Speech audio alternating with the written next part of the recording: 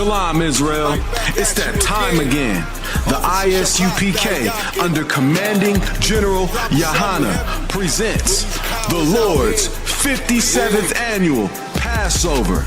That's right, the Lord's 57th Annual Passover, April 4th, 2026 in Houston, Texas. All Black, Hispanics, and Native Americans are commanded to observe the Lord's Passover. This will be the biggest Passover to date. You do not want to miss this. Fresh lamb, fresh wine, and bitter herbs as commanded by the Most High. Only $200 per person ages 17 and up. The biggest event of the year. There is only one Passover, and it's under Commanding General YAHANNA. See you there, Israel. Shalom. Nobody else there to compare to. Train for war, men of war, and war like apparel. Prefer our leaders, can't get between us. Watch where you stepping.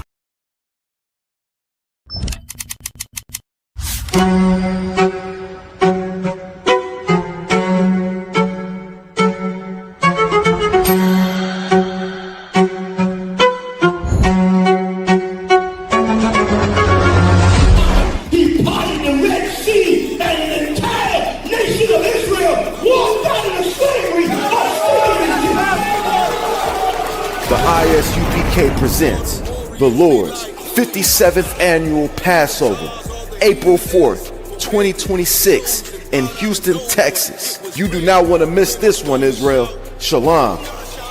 And all the warriors be like,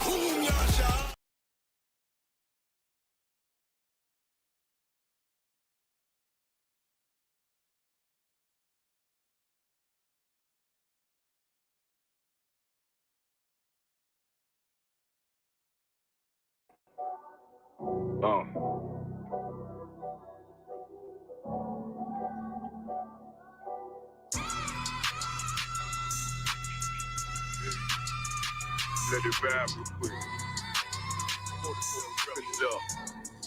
Look. The city eyes, it's time to vote God. My God, a real nigga, cause he wasn't no flaw. Posted on the corner like a watchdog. Family secure, got that shot in the closet by the mob ball. Fuck what they heard, tell them it's all true. Be cautious, that foundation falls till you fall through. They gon' fall. Look, I keep this shit 50 times 2. Ain't no more heart in this game, I'm John Q. Colder than the avalanche, way above average. Fierce taste sweet, told him make me an apple tree. Left us in the valley full of bones, this where hope found. Java, come on, man. Dark sands get broke down. Riding through Evans to a mall quad. Telling me how the crackers turn his childhood to a ghost town. Focus up, nigga, I lay that game down. I feel his pain, cause nothing is the same now. Never light shine like heaven through a rain cloud. Glock have a fit like my child, no tangent. Try to warn them niggas, we bear arms like tarantulas. Them mother niggas rap, I make anthems. I really seen prophets under this banner. Made my enemies bow down on camera. Told my design I wanted black and white like a panda. I'm better than that nigga that sunk dirty Diana. Look, I move like a Brazilian, precious cargo, spirit Asian, but I got a new semi-auto. Wave that bitch around like where's Wardo. Sleep if they won't, I cut through they Z's like I'm Zorro. Pay me for his name, so I gotta keep that steel clutch. Trust me, I'm not what you think. I squeeze till it click like Dorothy when the heels touch. The world got me dumb, I don't feel much. Ride around with Yara, just left the state bridge. Looking for a bitch better than baby's kid. Remember I dropped Quiet Storm, I've been gone ever since. Still in the field, fuck them niggas on the fence, yeah.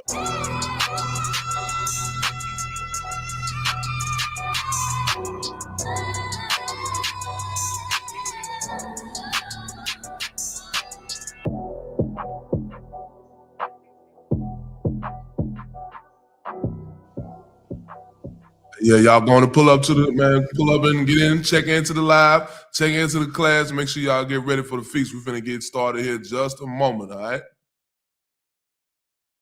All right, this is Rude Speech, man. We got Captain Taiwan in the building. Yeah. So, Cap, man, let us know where you from.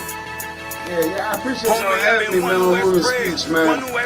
Understand, I'll break it down right quick, Don't though. forget it. One who West in my brain, one who West in my heart, one who West when I finish, one who West when I start. Big shine, big glow.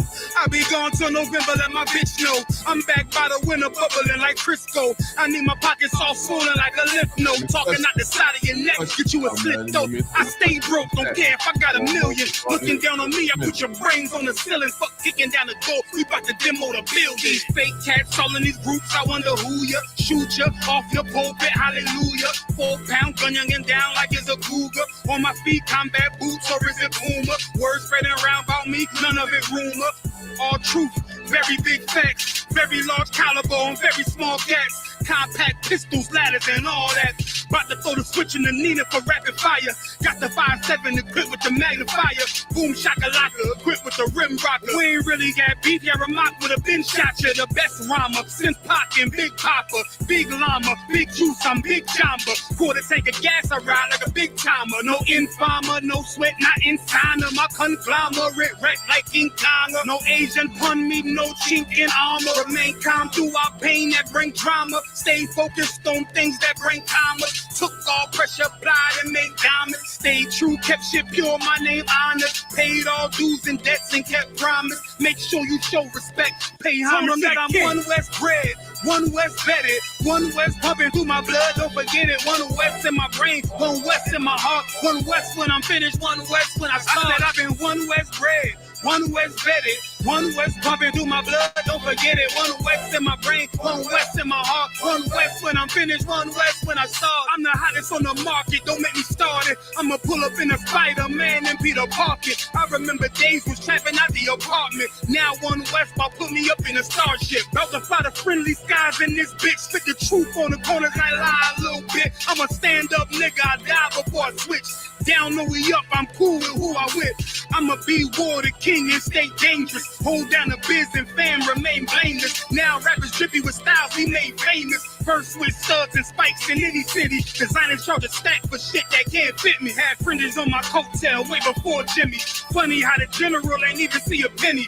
Better show respect, get smoked like a chimney. Keep my name out your mouth, don't even think it. Send a real Smith at y'all, know Jada Pinkett. Both ball heads, my grain a $1.50. Lost my man to the game, that pain that stuck with me. Had to find a cheat code to the street though, cause the niggas getting fouled, shoot you like a free throw. Keep spitting acid like a Mino, and the nigga be the nicest with a mean flow. Try to ride my wave, you gon' need a speedboat. I'm hot like 100 degrees in a peacoat. Scarf in the sweater, I embark every letter. It's U.P.K, not a part, but together I've been one West bred, one West vetted, one West pumping through my blood, don't forget it. One West in my brain, one West in my heart. One West when I'm finished, one West when I start. One West bred, one West vetted, one West pumping through my blood, don't forget it. One West in my brain, one West in my heart. One West when I'm finished, one West.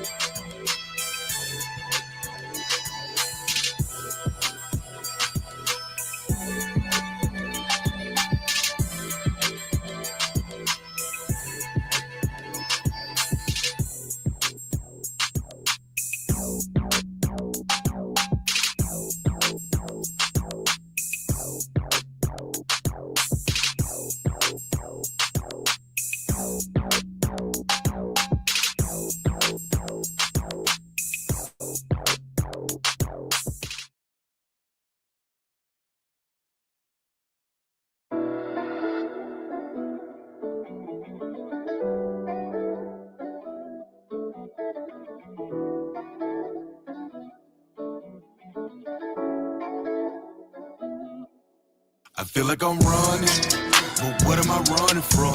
I feel like I'm running, but what am I running from?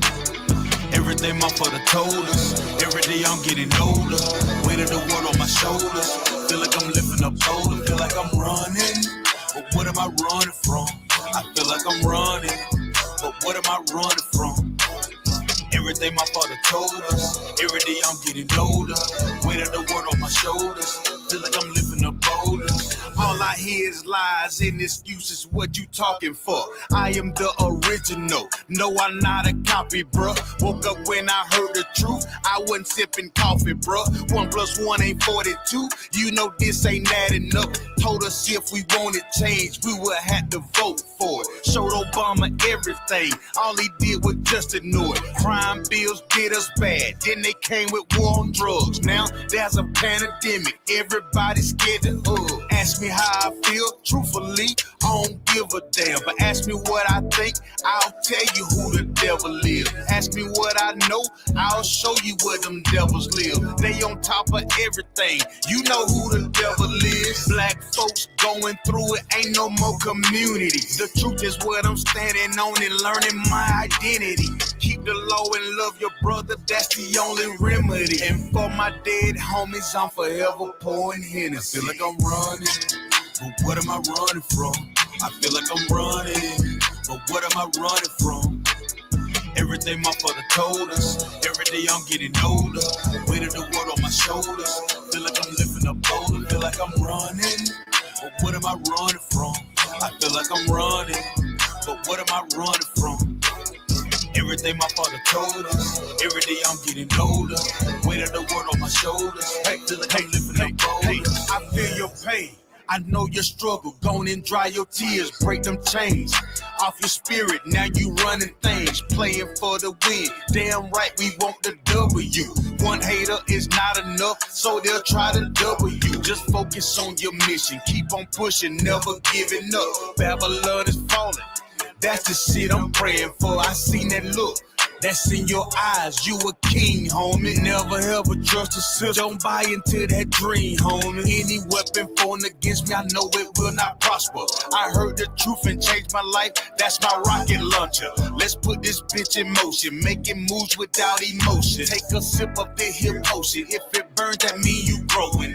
Ain't no time for running, but this is what it feels like. All I do is tell the truth, some may call it real life. I know we fucked up now, but one day we gon' get it right. Kings of the earth, so it's time for us to live right.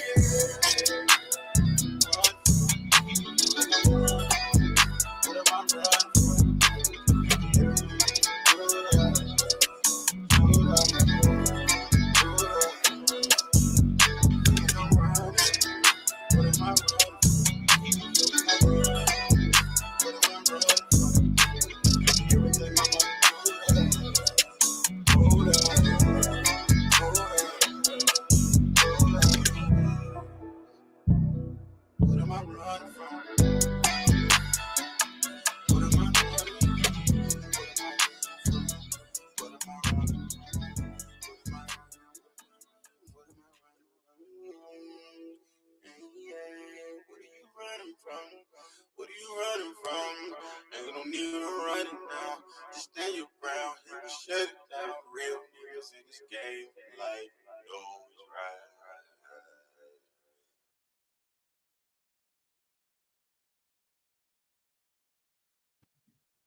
Hey, Shalom, Israel. We are the I.S.U.P.K. Started out on 1 West, 125th Street, Harlem, New York, under Commanding General YAHANNA.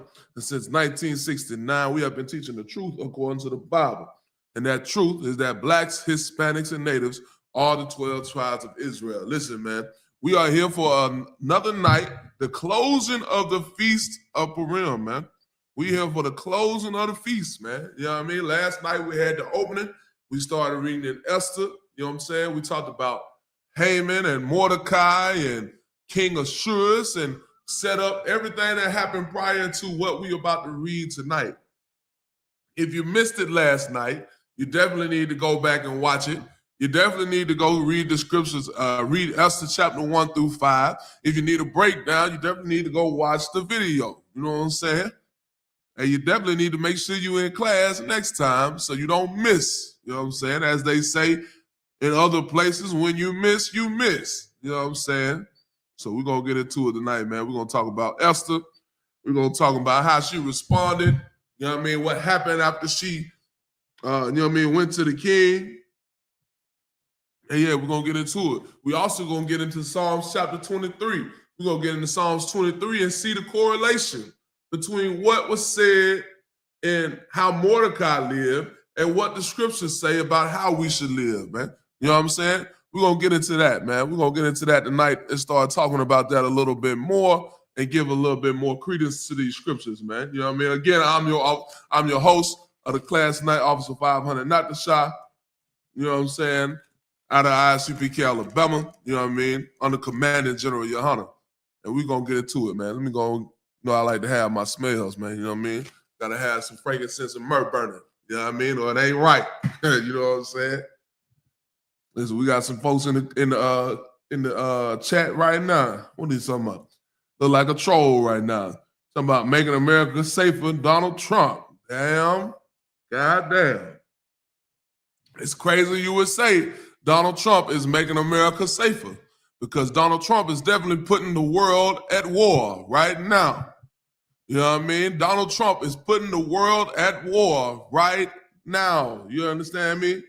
He is saying that y'all don't matter, and he wants your children to go ahead and get ready to volunteer and join the military. When that draft come out, be ready, because they are going to join the military. They are not going to be able to dodge the draft like Donald Trump did. You know, Donald Trump is a draft dodger, if you don't know that. I think he drafted like what? I think he dodged it like 4 or 5 times. He dodged that draft at least about 4 or 5 times, man. So, yeah, he's getting ready for that. So, yeah, making America safer. I don't know about that, baby. I don't know about that. I don't know about that, young man. But anyway, let's go on and get into Esther chapter 5. And let's start reading some of these scriptures, man. Let's start reading about what's going on in Esther and how we picked up. Now, remember, again, who are these key players? Who is Esther? Esther is Mordecai's niece. Mordecai, Esther's are Israelites, so they are Jews, according to the Bible, actually from the tribe of Benjamin. You know what I mean? Login. That ain't me. Login. Yeah, so from the tribe of Benjamin. You know what I'm saying? And we get into it tonight to talk about who we need to be, you understand? It's like, let me just get this right. All right, Most High Christ. Yeah, and we're going to talk about Mordecai. We're going to talk about King Ahasuerus and how Haman, what he did. Haman was upset that Mordecai wasn't bowing to him. He was upset that Mordecai didn't, you know what I mean? He didn't give in to the power that Haman had been given by King Ahasuerus. And he was very upset about that. And because he was upset about that, he had what? He went out and tried to unalive all of Mordecai's family, all of the Israelites that lived in this land. He wanted to go out. And remember, he sent out a decree. And now Mordecai told Esther to go to the king and tell him all that is going on with our people and get, you know, try to save our lives. But she was scared and didn't want to die. So she was a little apprehensive about going to the king. And Mordecai had to remind her. So let's go ahead. Oh yeah, and then she said, okay, I'm gonna go to the king, but I need y'all to fast 3 days. You understand? No food, no water for 3 days. She said, get all the Jews that are present in Shushan and fast ye for me. That's how scared she was. She asked everybody to fast for her, man. You know what I'm saying? So everybody that was in Shushan got together, fasted, and got, you know what I mean? And you know what I'm saying? The fasting for Esther. You understand? So let's pick up in Esther chapter 5, starting at verse 1. You understand? If y'all can hear me out there, man, y'all put a 1 in the chat, Papa Kashah. If y'all can hear me out there, put a 1 in the chat. You know what I mean? I need to make sure y'all can hear me out there. Let me check and see if I can hear myself real quick. In case ain't nobody listening to me. You know what I'm saying? If y'all can hear me out there before I get started real good.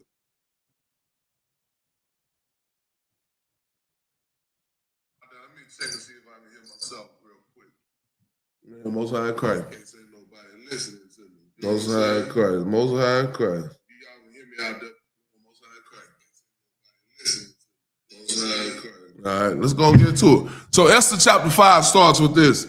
Now it came to pass on the 3rd day that Esther put on her royal apparel and stood in the inner court of the king's house over against the king's house. And the king sat upon his royal throne in the royal house over against the gate of the house. You understand? So she went over, she got ready, she got dressed up, got dolled up, and got ready to go present herself before the king. And she was in the gate of the house. She ain't go all the way into the court, but she was at the gate, you know what I'm saying? And then she finally edged her way in and got in there. So verse 2, and it was so, when the king saw Esther, the queen, standing in the court, that she obtained favor in his sight. And the king held out to Esther the golden scepter that was in his hand. So Esther drew near and touched the top of the scepter. Then said the king unto her, what wilt thou, Queen Esther? And what is thy request? It shall be even given to thee to the half of the kingdom. Now King Ahasuerus is now looking at Esther and saying, hey, whatever you want. Hey, whatever you want, baby. What you need. You know what I'm saying? You in here, you looking bad, you looking good, you know what I'm saying? I want to hear what you got to say. And he said to her that he would be willing to give her anything she asked up to half of the kingdom. You know what I'm saying? So let's see what she said. Verse 4. And Esther answered, if it seem good to thee, unto the king, let the king and Haman come this day unto the banquet that I have prepared for him. So now the king has offered her up to half of his kingdom, but all she wanted was for them to come to a banquet that she had prepared. They ain't even had to do nothing for it. The king didn't have to do anything for it. She had it already ready to go. You know what I'm saying? She was ready to go. All they had to do was pull up, and she was going to take care of everything else. You know what I mean? That right there tell you, and you know what I mean? That tell you right there, like, sisters, if you want your man's attention, if you out here looking for your man to give you more attention, it's really easy. It's really easy, man. It's really easy. These brothers, look, that brother wanted to, so like, King Ahasuerus, who was not a brother, wanted to give her up to half the kingdom. She said, just come to my banquet. And you know what he did? He got his ass up and went to that banquet. Soon as she said that, he said, man, let me come on, Haman, let's go to this banquet. You know what I'm saying? Verse 5. So like he said, then the king said, cause Haman to make haste that he may do as Esther hath said. He said, hey, man, go get Haman. Look, Esther want us to come to this banquet. Go get Haman. Tell him, hurry up. We got to get over into this feast that Esther has put on. Because, one, you kind of see that King Ahasuerus was, he was kind of, his nose was wide open for Esther, basically what I'm trying to say. His nose was wide open for Esther. You feel me? And whatever she wanted, he was willing to go for it and give it to her. Because he wanted Esther. You know what I'm saying? He loved Esther. And the king, what the Bible says is that the king, it's like Esther had favor in the king's eyes. You know what I'm saying? So that's what that was. So now, they went to the banquet. I'm going to fast forward you a little bit. So they went to the banquet. She kicked it. You know what I mean? She fed them, kicked it with them all day. And then the king says, Esther, what is it that you want? What can I give you? And then Esther said, you know what? Come to my feast tomorrow. That's what I want you to do. I'm going to put another banquet on tomorrow. Come to the banquet tomorrow. Let me take care of you and Haman. Let me feed y'all. Let me make sure, let me take care of y'all. Let me make sure y'all good. That's what Esther was saying, that she was, you know what I mean, doing these things. You know what I'm saying?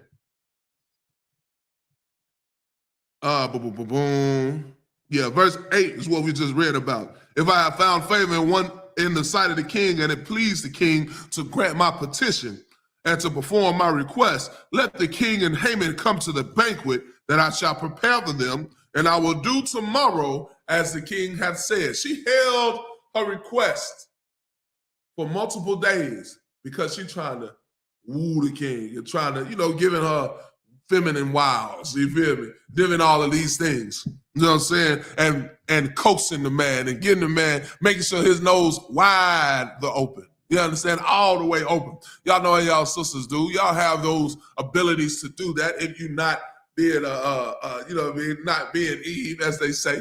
You feel me? y'all have that ability to make a man nose be open. You know what I'm saying? And all you got to do is do that. You know what I'm saying? Listen, we're going to keep it going. Let's see. Verse 9. Then went Haman forth that day, joyful, with glad heart. You got to imagine, Haman was just sitting down with the king and the queen at a banquet that she had prepared for them. Haman was happy. Haman was feeling good. He said, man, listen, I'm finna get up out of here. I'm good to go. I'm in good position. I'm in a good position with the king. I just sat down to meet with them. It's damn near like I'm a king. That's what he's saying. And he's feeling joyful. His heart was full of gladness, right? With a glad heart. But when Haman saw Mordecai in the king's gate, that he stood not up, nor moved for him, he was full of indignation against Mordecai.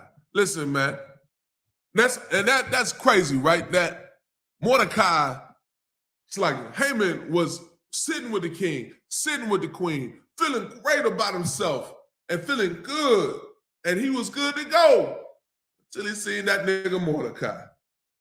And once he saw that nigga Mordecai, all that gladness, all that happiness that went out the window. It's over with.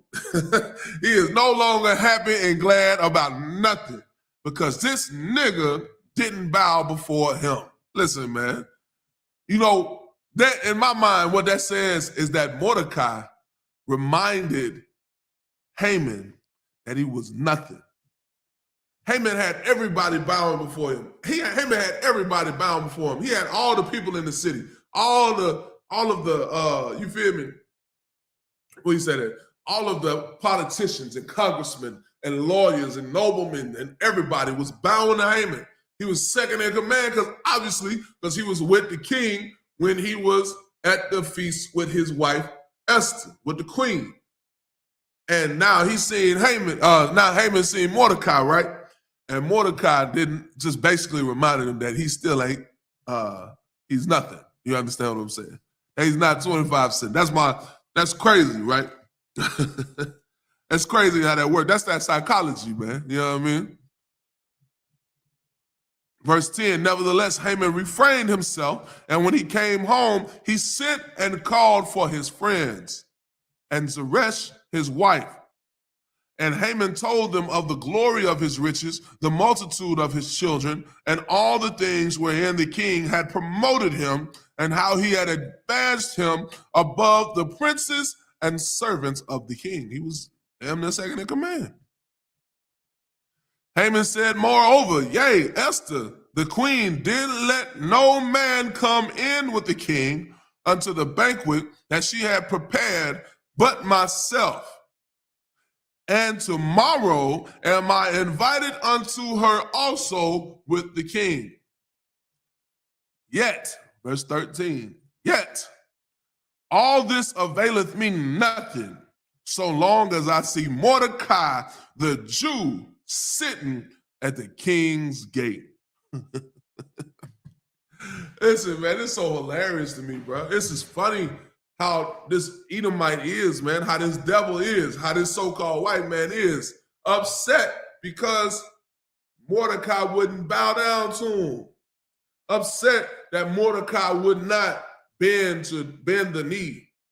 And because he wouldn't bend the knee, even though he had power, even though he had money, even though he had all of this position over everybody in the kingdom, even though he was able to go with Mordecai, so like with Esther and King Ahasuerus to this banquet, it was nothing for him because he wanted Mordecai to bend the knee. It availed nothing because Mordecai wanted him to bend the knee. Yet and still, he got some terrible wisdom. Let's keep going. Verse 14, then said Zeresh, his wife, and all his friends unto him, let a gallows be made of 50 cubits of 50 cubits high. And tomorrow speak thou unto the king, that Mordecai may be hanged thereon. Then go thou in merrily with the king unto the banquet. And the thing pleased Haman, and he caused the gallows to be made. That's the counsel that his wife gave him. His wife gave him the counsel to say, "Hey, listen, go in here and go in and make some gallows and get ready. Let's hang Haman. Go in and prepare this trap for Haman so he can get for Mordecai, so we can hang Mordecai." You know what I mean? That's what Haman's wife said. That's going to be a problem as we continue to read. That's going to become a bigger problem for him. Chapter 6. We're going to speed down a little bit. I'm going to just let you know what they're talking about. So chapter 6 starts off with King Ahasuerus trying to go to sleep, but he couldn't go to sleep. King Ahasuerus was just restless all night, tossing and turning, couldn't go to sleep. So he had somebody bring to him the counts. What was it? What's it called? I think it's called the documents. It's called the Book of Records of the Chronicles. He had one of them chamberlains to bring him the Book of Records of the Chronicles. And if you remember, last night we talked about how Mordecai saved the king and how Mordecai heard of a trap of these two men waiting and preparing to lay hands on the king. And Mordecai revealed that to the king. And after the Inquisition, they found out that it was true. And that saved the king's life. However, he was never rewarded for that. And Mordecai, so like King Ahasuerus was like, "Oh, damn, we ain't never do nothing for him. We need to do something for him." All right. So then he went to Haman to say, "What should we do to," let me read it like this because it's important that you read it like this. And the king said, "Who is in the court?" Now Haman was coming to the outward court of the king's house to speak unto the king to hang Mordecai, right? Remember, his wife said, "Build the gallows, go tell the king you want to hang him." And now Haman is coming in to talk to the king about hanging Mordecai, right? To speak unto the king to hang Mordecai on the gallows that he had prepared for him. And the king's servant said unto him, "Behold, Haman standeth in the court." And the king said, "Let him come in." And the king asked him, again, he asked him that question, "What shall be done unto the man whom the king delighted to honor?" Now Haman thought in his heart, "To whom would the king delight to do honor more than to myself?" This is what Haman is saying to himself. So he came up with a play to say, "Sure, if you're going to honor me, this is what you should do. This is how you should honor him." And Haman answered the king, "For the man whom the king delighteth to honor, let the royal apparel be brought, which the king useth to wear, and the horse that the king rideth upon, and the crown royal which is set upon his head. And let this apparel and horse be delivered to the hand of one of the king's most noble princes, that they may array the man with all whom the king delighteth to honor, and bring him on horseback through the street of the city, and proclaim before him, thus shall it be done to the man whom the king delighteth to honor." So what Haman came up with was a clean little, "Hey, this is how you should set him up. Give him the clothes that you wear, king. Give him your horse. Give him your ring. Give him your crown, and parade him through the streets and say, this is the man that the king has the right to honor. Give him good position and good power, and parade him through the city." You know what I mean? That's what Haman said. Verse 10. Then the king said to Haman, "Make haste and take the apparel and the horse, as thou hast said, and do even so to Mordecai the Jew, that sitteth at the king's gate. Let nothing fail of all that hast spoken." Listen, now they done flipped on him. Now they done flip-flop. You know what I'm saying? What they say, now they done flip-flopped on him. Now they done flip-flopped on him. And Haman, when he thought he was going to get rewarded, now he has to reward Mordecai. You know what I mean? That's how you know when the Lord is with you, it don't matter what you do. It don't matter what these devils do and what they prepare. It don't matter as long as the Lord is with you, as long as you living right and the Lord is with you. And we're going to get into that. That as long as you're doing that, the Lord is going to protect you. The Lord is going to stand with you. And the Lord is going to make sure that your enemies can't hurt you. And I don't even mean it in no Christian manner. Like even, I don't want to get into it, but I'm going to say it like this. Even with those missiles you see going on in Iran and Israel, even with that, as long as the Lord is with you, ain't nothing that can happen. Ain't nothing that can do that can hurt you, man. Nothing. All right? Verse 11, then Haman took the apparel and the horse and arrayed Mordecai, brought him on a horseback through the street of the city, proclaimed before him, thus shall it be done unto the man whom the king delighted to honor. And Mordecai came again to the king's gate, but Haman hasted to his house mourning and having his head covered. He was shamed, boy. That man was shamed, boy. Verse 13, we almost where I wanted to be. Verse 13, and Haman told Zeresh his wife and all his friends everything that had befallen him. Then said his wise men and Zeresh his wife unto him, if Mordecai be of the seed of the Jews before whom thou hast begun to fall, thou shalt not prevail against him, but shalt surely fall before him. That's a terrible counsel. Listen, man. That's a terrible counsel. This same woman just told you to build a gallows and hang him. And now she's saying, well, that ain't gonna work. That ain't gonna work. Hey, man, that's so funny to me, bro. Like, she done told you, go build these gallows. Go ahead and get ready. Let's hang them. Oh, my bad. I hear it. That's who he is? Yeah, dog. Hey, my bad. I ain't Musalaki, bro. Hey, that's who it was. That's what you were talking about. It's always for you, my boy. Sorry to hear that. That's basically what she's selling. Listen, man, that's why you got to get counsel from righteous men, bro. That's why you got to get counsel from righteous men in the I.S.U.P.K. You know what I'm saying? That's why you need righteous counsel from the men in the I.S.U.P.K. You hear me? I'll bear with me 1 second. Because you don't want nobody to give you no counsel like that. That's terrible counsel. All right? Let's keep going. And while they were yet talking, verse 14, with him came the king's chamberlains and hastened to bring Haman unto the banquet that Esther had prepared. Because this is the second day. This is that what you call that? This is that second banquet that they're doing. You understand? This is the second banquet. So Most High Christ for that. So now, again, this is the second day. King Ahasuerus, Queen Esther, and Haman are sitting at the banquet. And now they having a banquet of wine. And again, Ahasuerus is asking Queen Esther, what is your request? What do you want, baby? You want something? What you want? I know you need something. I know you want something. Whatever you want, tell me what it is, baby, so I can give it to you. What them old men be saying? What them old men be saying? Listen, I got plenty of money. Whatever you want, baby, I give it to you.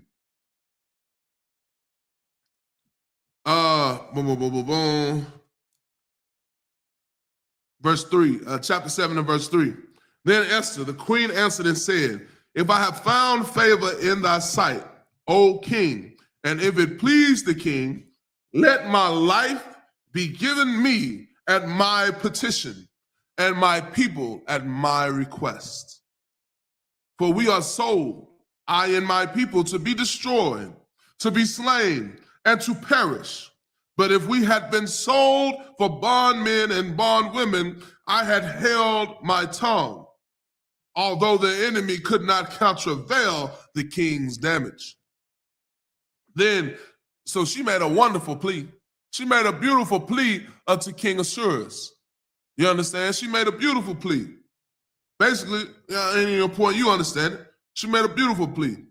In verse 5, King Ahasuerus answered and said unto Esther the queen, who is he, and where is he that does presume in his heart to do so?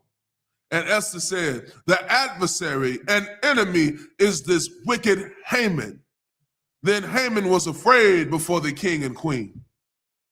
And the king, arising from his banquet of wine and his wrath, went into the palace garden. And Haman was so like, before we go there, so now he done got this story that Haman is trying to unalive his queen. You understand? Trying to unalive Esther and all of these people, and he's upset about it. And so he run out. He run into the garden like, damn, what's going on? This is a big revelation. This revelation is now something that he has to deal with, and he don't know how to deal with it. So he run out and try to think about what to do. You understand? In the middle of verse 7, and Haman stood up to make request for his life to Esther, the queen, for he saw that there was evil determined against him by the king. You understand? Haman knew it was over with. Haman knew the king was going to come in there and unalive him. So now he's begging Esther, listen, Esther, please help me, Esther. Help me, Esther. Help me. Then the king returned out of the palace garden into the palace of the banquet of wine. It's like into the place of the banquet of wine. And Haman was fallen upon the bed whereon Esther was. Then said the king, will he force the queen also before me in the house? Listen, man. Haman was he was begging Esther to save his life. It was over for him. It wasn't working out. It wasn't working out for him, you understand? Then when he forced the queen before me in the house, as the word went out of the king's mouth, they covered Haman's face. So they took a bag, put it on his head, took him up out of there. It's over for you, Haman.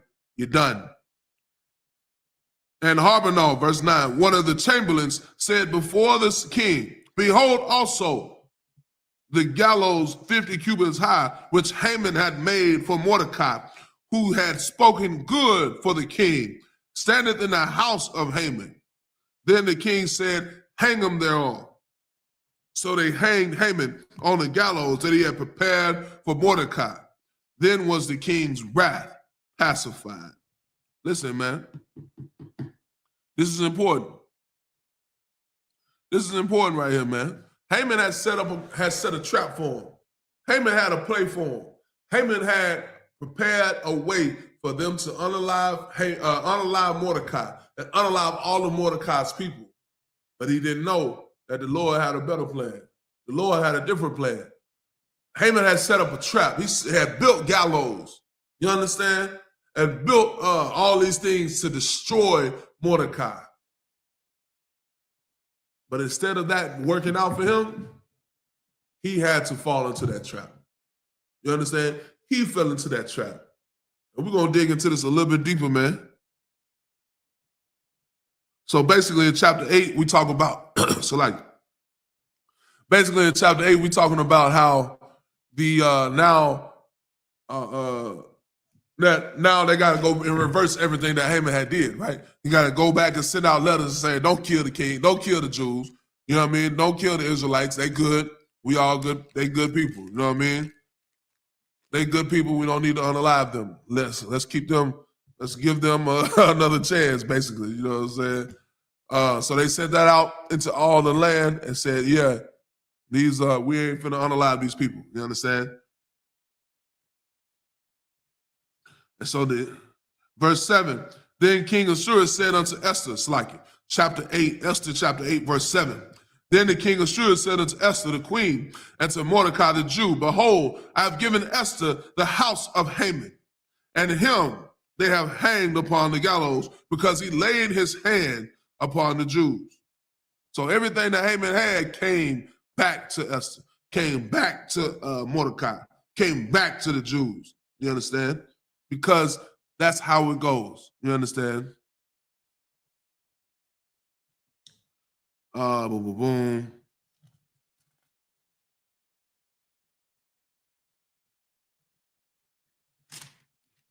Yeah.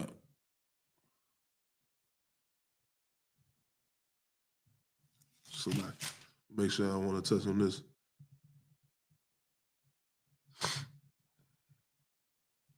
Verse 15, Esther chapter 8, verse 15. And Mordecai went out from the presence of the king in royal apparel of blue and white, and with a great crown of gold, and with a garment of fine linen and purple, and the city of Shushan rejoiced and was glad. The Jews had light and gladness and joy and honor. And in every province and in every city, whithersoever the king's commandment had decreed came, the Jews had joy and gladness, a feast and a good day. You understand? And many people of the land became Jews, for the fear of the Jews fell upon them, man. So that's how it was, man. Because these things happened, because this, you feel me, because of the courage of Esther, because of the courage of, you feel me, Mordecai, because of this sister courage, I'm gonna say it like that, because of this sister courage, she saved a whole nation of their people, man. You know what I mean? Because she went and told the king what happened. You feel me? Basically, she saved all of Israel, man. You know what I mean? That's the important part. That's the important part, man. Let's go to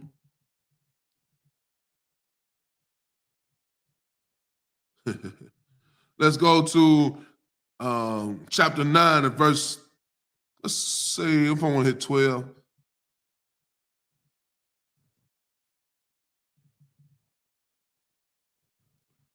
Let's go up to let's start at verse 10. Yeah, we're gonna start at verse 10. Because now you gotta understand, man, y'all know what? Y'all bear with me. We're gonna just read verse chapter 9. I'm gonna try to read it quickly as possible, so we won't waste too much of y'all time. Yeah, we're gonna read it quickly as possible. Chapter 9, verse 1. Now in the 12th month, that is the month Adar, on the 13th day of the same, when the king's commandment and his decree drew near to be put in execution, in the days that the enemies of the Jews hoped to have power over them, though it was turned to the contrary, that the Jews had rule over them that hated them. That's so heavy. The Jews gathered themselves together in their cities throughout all the provinces of the king Ahasuerus to lay hand on such as sought their hurt, and no man could withstand them. For the fear of them fell upon all the people. Now all the people in this land that was under the king Ahasuerus was afraid. Was scared of what the Jews could do, because Mordecai and Esther had that plot. It's like, because what happened with them, I ain't gonna say it was a plot, but the Lord stood with them and protected them, and not everybody was scared of them. You understand? And all the rulers of the provinces and the lieutenants and the deputies and the officers of the king helped the Jews, because the fear of Mordecai fell upon them. You know what I mean? For Mordecai was great in the king's house, and his fame went out throughout all the provinces. For this man Mordecai waxed greater and greater. Thus the Jews smote all their enemies with the stroke of the sword, and slaughter and destruction, and did what they would unto those that hated them. And in Shushan the palace, the Jews slew and destroyed 500 men. And Parshanatha and Dalphon and Asphath and Poratha and Adiala and Aradatha and Parmashah and Arasai and Aradai and Vajatha. You understand? All those cities is where they unalived men, man.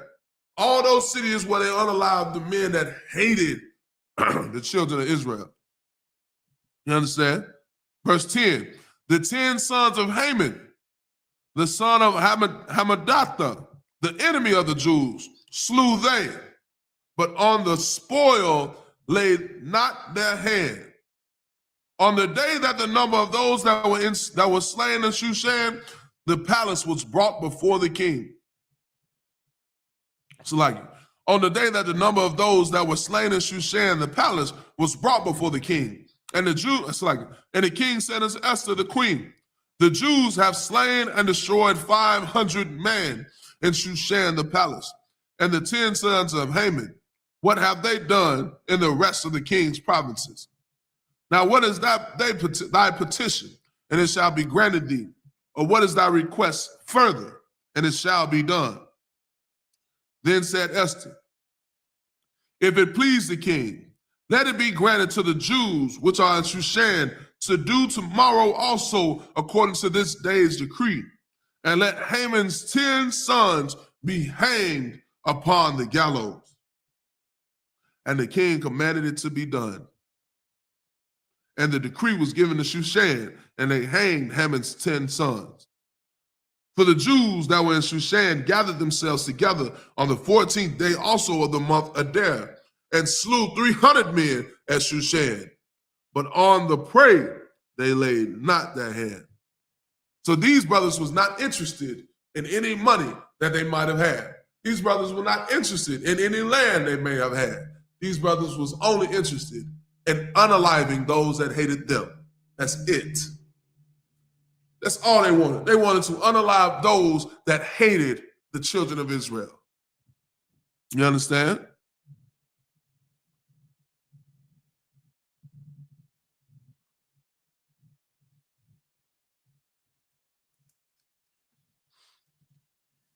So verse 16, but the other Jews that were in the king's provinces gathered themselves together and stood for their lives and had rest from their enemies and slew of their foes 70 and 5,000, but they laid not their hands on the prey.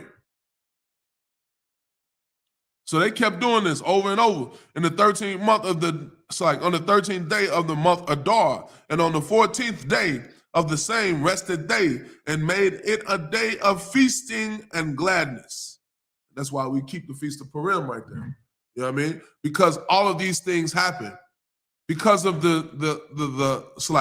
because of the courageousness of Esther, because of the righteousness of Mordecai, because of the righteousness of the people.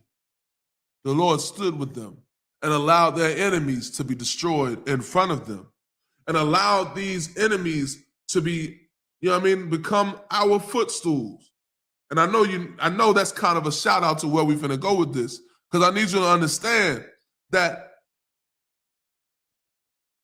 there it is, that these brothers, you understand, these brothers stood with the Lord. And because they stood with the Lord, that's why we celebrate this day today, man. In Esther chapter 9, verse 21.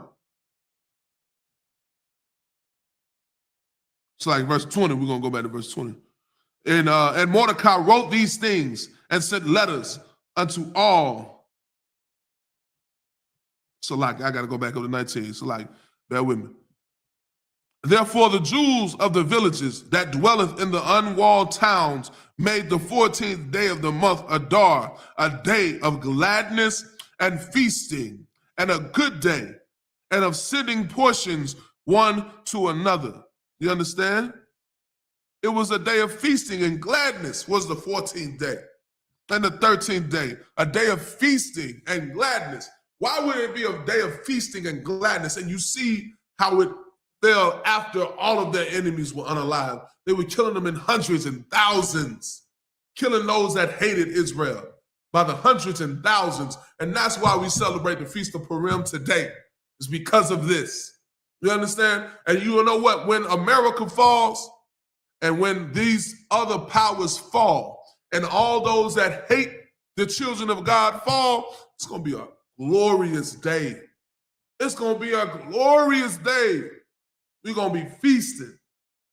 We're going to have all the fried chicken. You understand me? We're going to have all of the smoked chicken. You understand? Barbecue fish, barbecue, whatever, steaks. You understand me? Mashed potatoes and collard greens and mac and cheese. You feel me? Because when America falls, that's going to be a beautiful day, man. You don't want to see the gladness that we have because of that. We keep the Passover. Right now, we keep the Passover because the Lord delivered us out of the hand of Egypt. And America is nothing more than that. America is more, and if I could, a greater power almost, damn near than Egypt. But the Lord is even greater than America. And when the Lord delivers us out of the hands of these oppressors, it's going to be a glorious day. And I'm going to teach my children that it was on this day that the white man died because he hated the children of Israel. I'm going to teach my rear that the white man hated us. And because he hated us, he was unalive. And we celebrate that. We feast on this day because our enemies died. Our enemies died this day. And because this day, we celebrate.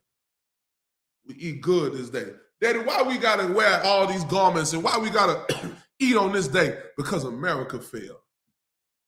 Because America, they hated us. And because they hated us so much, the Lord ended their lives and took away their lives, took away their breath, and died in horrible manners. You see how Haman's sons, 10 of them was hanged because of what Haman did. How you think Donald Trump gonna be treated? How you think Pete Hegseth is gonna be treated? How you think George Bush is gonna be treated? How you think Benjamin Netanyahu is gonna be treated? You think that they're not gonna be treated just like this? Or worse? The scriptures say, happy shall he be when he dashed his little ones against the stones. Because you hated us.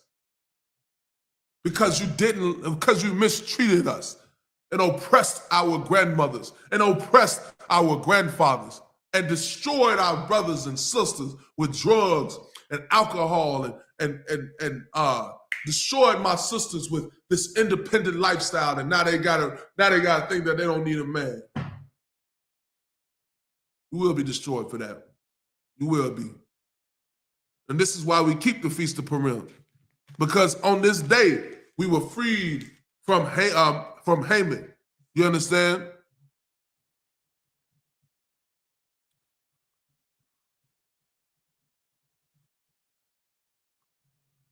Let's drop that. Let's go to Psalms chapter 23. Psalms 23. We're going to read a little bit of this and we're going to get up out of here. What time is it? Yeah, we're going to read a little bit of this and we're going to get up out of here. Psalms 23. This is what the scriptures say. Now, think about it. Think about the scripture, right? And in the sense of what happened with Haman, what happened with Ahasuerus, what happened in the story of the Feast of Purim, what happened with Mordecai. Let's think about these things as we read the scripture. Psalms 23. The Lord is my shepherd, I shall not want. Mordecai knew that the Lord was his shepherd. Mordecai knew that because he knew these scriptures, he knew that the Lord was going to protect him, that he didn't need anybody else to look out for him. Verse 2, he maketh me lie down in green pastures. He leadeth me beside the still waters. He restoreth my soul. He leadeth me in the paths of righteousness for his name's sake. This is what Mordecai knew, and he taught Esther this. And Mordecai knew that when Haman came around, I don't need to bow down to you because the Lord is my shepherd. I shall not want. I shall not want. What does scripture say? Give us this day our daily bread. You understand? The birds don't worry for what they're going to eat the next day. You understand? These cows don't worry about what they're going to eat tomorrow, where they're going to lay their head at. They don't have to worry about that. The Lord is our shepherd. We good. You understand? Verse 4. Yea, though I walk through the shadow, yea, though I walk through the valley of the shadow of death, I will fear no evil. For thou art with me. Thy rod and thy staff, they comfort me. Listen, man, this is what the scriptures say. Even though we walk in the valley of the shadow of death, you know, a valley, you used to imagine a valley, you down in a valley and it's overshadowed. The whole valley is overshadowed with death. Yea, though we walk through the valley of the shadow of death, I will fear no evil. This is what Mordecai knew. And this is what we should know. That even though these missiles is being launched from Israel and Lebanon and Jordan and Saudi Arabia and Iran and all these different places in America, obviously, all these different places, even though these places are doing these things, we know for a fact that we don't fear no evil because the Lord is our shepherd. We shall not want. I ain't got to want for nothing. The Lord going to protect me because the Lord is with me, because I'm living righteously. I'm doing what the Lord has told us to do. Now, you can't say the Lord is my shepherd and you out here unaliving your brother. You can't say the Lord is your shepherd and you smoking weed. You can't say the Lord is your shepherd and you sleeping with whores. You can't say that. But if you are living your life as you have been instructed by the I.S.U.P.K, as the scriptures say, you can say that the Lord is your shepherd. It says, thy rod and thy staff, they comfort me. That's his protection. That's your protection. Verse 5, thou preparest a table before me in the presence of mine enemies. Ain't that what happened with Mordecai? Say it again. Thou preparest a table before me in the presence of mine enemies. What happened when Mordecai was, when Haman had to bring Mordecai, put him on that horse? Thou preparest a table in the presence of mine enemies. Haman was an enemy of Mordecai, but the Lord made Haman caused Haman to have to walk Mordecai around. That was nothing but the Lord. Nothing but the Lord. Thou preparest a table before me in the presence of mine enemies. Thou anointest my head with oil. My cup runneth over. If you keep reading in Psalms chapter 10, Haman was the king. That's like, not Haman, so like Mordecai was second to the king. You understand? And in some ways, he was higher than the king. You know what I mean? Just because the Lord put him there. The Lord allowed him to have that power and allowed him to be over everything like that because he followed and did what the Lord said do, man. You know what I'm saying? He said, he anointeth my head with oil. My cup runneth over. Surely goodness and mercy shall follow me all the days of my life, and I will dwell in the house of the Lord forever. Listen, man, like I said, I got some comments here. Like Larry Mitchell, I ain't paid attention. Larry Mitchell says, how does America hate you so much? Well, Larry Mitchell, I think that's what it is. Larry Mitchell, all you got to do is go outside and you see how America hates us. You can see outside that America hates us because look at what ICE is doing. Look at how ICE is treating our brothers and sisters out here, man. And not you, of course. Well, it's like, I don't know what your nationality is, Larry Mitchell. But if you watch how ICE is mistreating my Hispanic brothers and sisters, you see how ICE is mistreating our brothers in these Latin American countries. You see how America is, America is mistreating my native brothers. You just got to open your eyes to see, Larry Mitchell. But you don't want to see that. You don't want to see that because you may not want to open your eyes to that. You may love America so much that you forget that black people were slaves in this country for over 400 years. You may forget because of your love for America that you forget that black people have suffered on these Rosewoods and Black Wall Street cities, man. You may forget through your love of America that black people still have the most food insecurity today in 2026. Black Americans are the ones that have the most food insecurity. That's how America hates us, man. That's how America hates us. You understand? What you say? We got another question here, Salaki.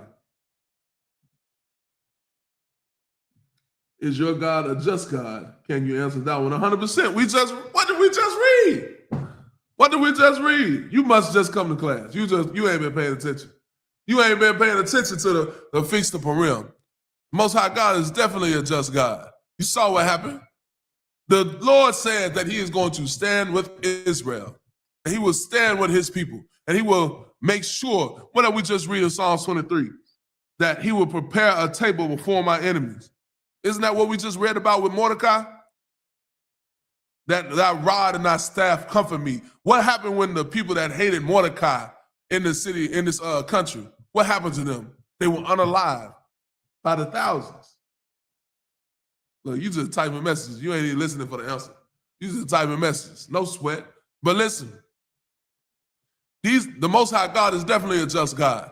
And you can see that play out right now. We supposed to be on top of everything. We supposed to be top crust in the biscuit. But because we have not kept the laws, he has punished us. And we are not in our righteous place. We are not in our rightful place because he has punished us. That's just. Because he said if we do right, he's going to take care of us. If we do wrong, we're going to be punished. And he's a just God because we did not. But now we are reclaiming our culture, reclaiming our way of life, reclaiming how we're supposed to live. You understand? So that the Lord will stand with us. And he will do what we're reading about in Psalms 23. He will do what we're reading about in Esther. That's what we're doing right now, man. You know what I'm saying?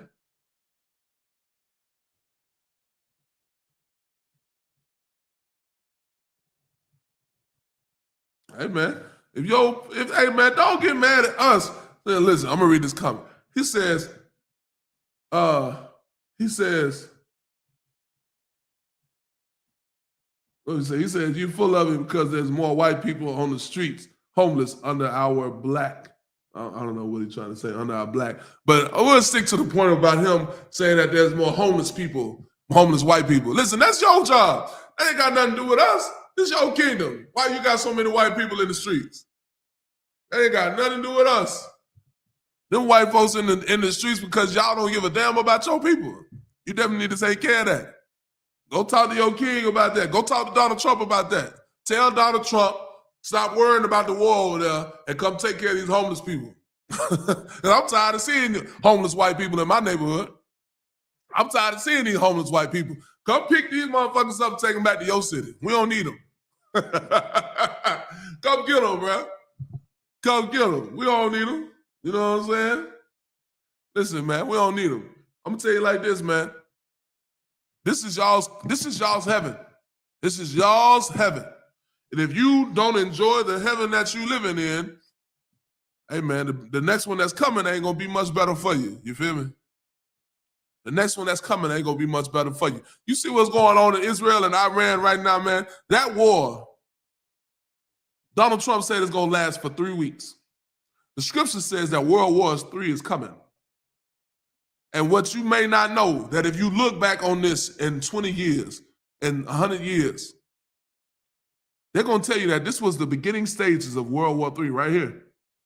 So even though this single battle may last 2 to 3 weeks, you on the doorsteps of World War III right now. And if you're a black, Hispanic, or Native man or woman, you definitely need to make sure that you're standing right with the Lord. Because we in the valley of the shadow of death right now. You understand?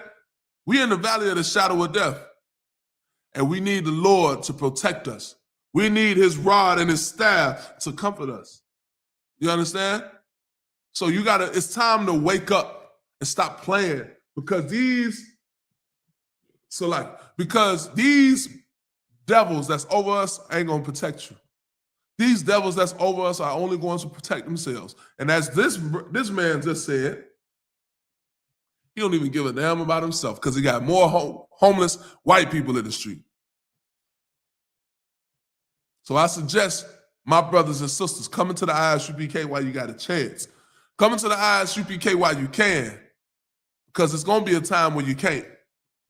It's going to become a time where it's going to be too late, man. You know what I mean?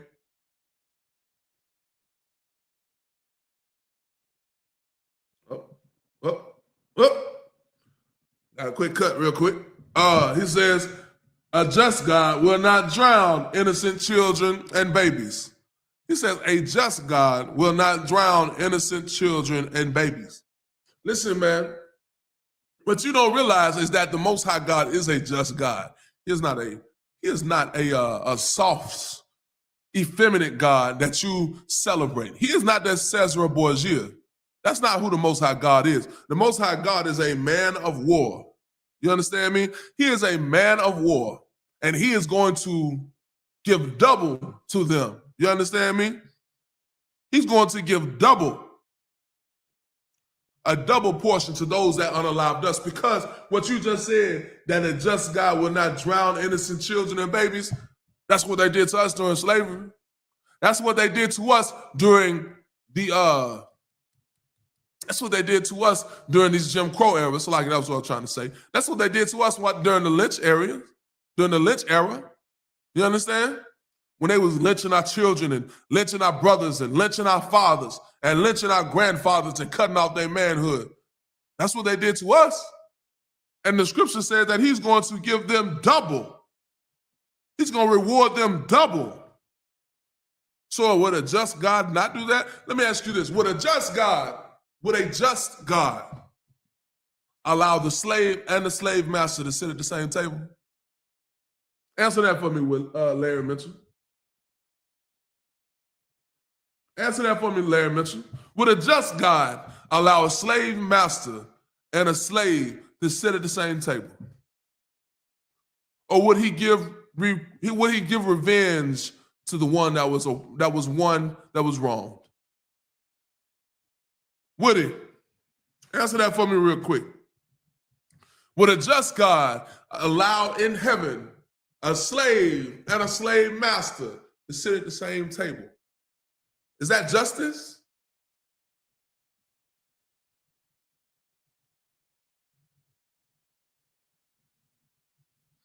Is that justice? That's what I need to know.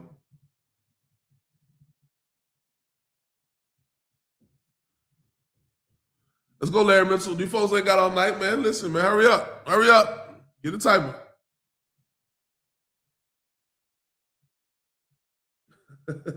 Larry Mitchell says, Larry Mitchell says, yes, and the ones that did that were not just. They should have been punished. So you saying it is a just thing for in heaven, the slave master and the slave to sit at the same table. Larry Mitchell, you don't know what justice is. You don't know what justice is. Let me show you what justice is according to the scriptures. Let me show you what justice is according to the scriptures. Real quick. Just real quick. Let's go to Revelations chapter 14. We're gonna give you what is real justice right here, okay? I'm gonna read to you what is real justice right here. You know what I mean? And then we're gonna get about it. I ain't got all night. I ain't got all night. You understand? I ain't got all night. I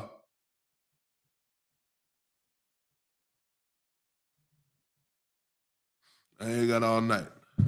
We're going to go to Revelations chapter 13.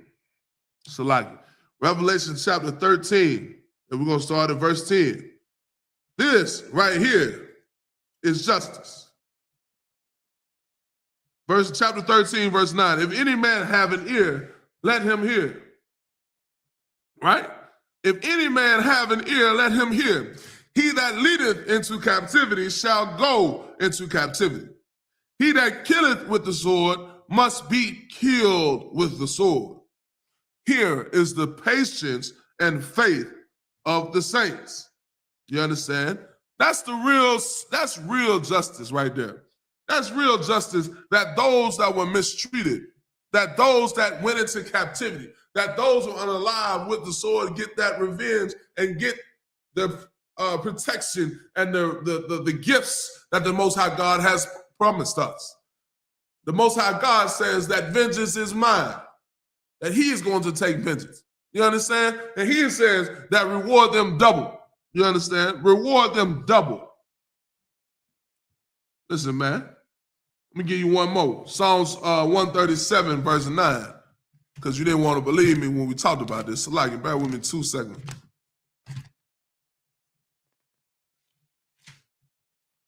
Larry Mitchell.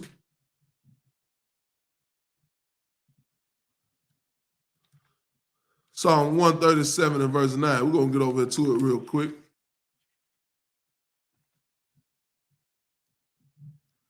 Because you said that he says what? He said that with a just God will not drown innocent children and babies.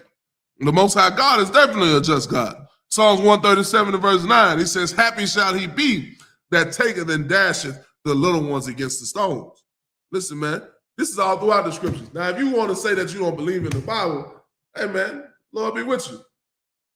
If you don't believe in God, Lord be with you. Go do what you want to do. Go celebrate Buddha, whatever the case is. You know what I'm saying?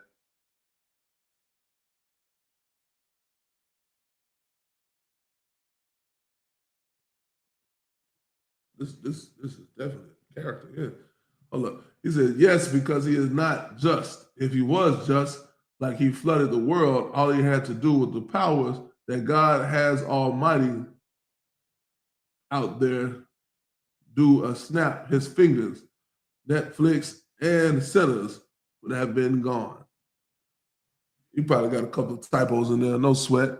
Listen, man, again, I'm going to tell you like this. Listen, you think God is Thanos. The Most High God ain't Thanos, nigga. He ain't Thanos. He is more powerful than Thanos. The Most High God will choose to destroy whom he chooses to destroy. If he wants to destroy everybody, he will destroy everybody. If he wants to destroy just the sinners, he will destroy just the sinners. The Most High God is the most powerful. In the scriptures, it says that he is the creator. How can you, and I'm going to paraphrase for a second, how can you get angry because a potter creates a pot? One for a vessel of destruction and one for a vessel of honor. The Lord can do whatever he wants to do. He can create people, kill people. That's his pleasure. That's what he wants to do because he is the Most High God. You understand? That's what the Most High God is. That's what he does. If he wants to do something different, he can do that. It don't matter. Your opinion matters not. My opinion matters not. The Most High God is going to do what he wants to do. But what he wants us to do, for blacks, Hispanics, and natives, Larry mentioned if you are black, Hispanic, or native, what the Most High God wants us to do is to obey him and do what he told us to do, man. That's what he wants us to do. And if you are not black, Hispanic, or native, Larry Mitchell, go live your life and do what you want to do. I see the trees. I got some Bradford pears in my front yard. They just started blooming. Spring is around the corner. Go do what the hell you want to do. But as for me and my house, we're going to serve the Lord. And with that, listen, man. We in the closing of the Feast of Purim, man.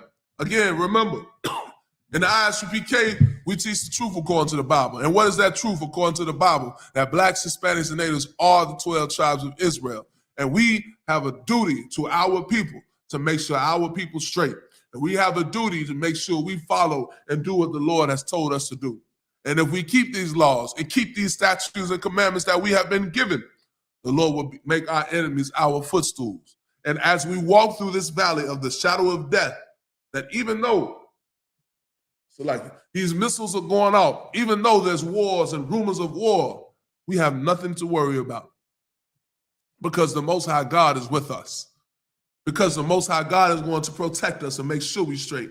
We ain't got nothing to worry about. We ain't got nothing to worry about, y'all. Just make sure y'all stay locked in. Make sure you stay loving your brother. Make sure you love yourself. Make sure you take care of your brothers. Deny yourself like we talked about last night. Pick up your cross and follow Christ, man. You know what I mean? Do what he did. That's what we got to do, man. With that, I'm also 509. Shout out I.S.U.P.K, Alabama. Say Shalom, Yahweh Ba'Shem, Yahweh Shabbat Thumb to all the brothers. Shalom, Yahweh Shemal Thun Ba'Shem, Yahweh shout out all the sisters. Amen. Shalom, Israel. Y'all catch up with us next time. We will have class tomorrow. Make sure y'all be on standby for that. We're going to have class in Birmingham. We had the feast up here in Huntsville. We did the opening last night, the closing today up here in Huntsville. Make sure y'all stay tuned. We got class rocking out tomorrow. With that, Shalom.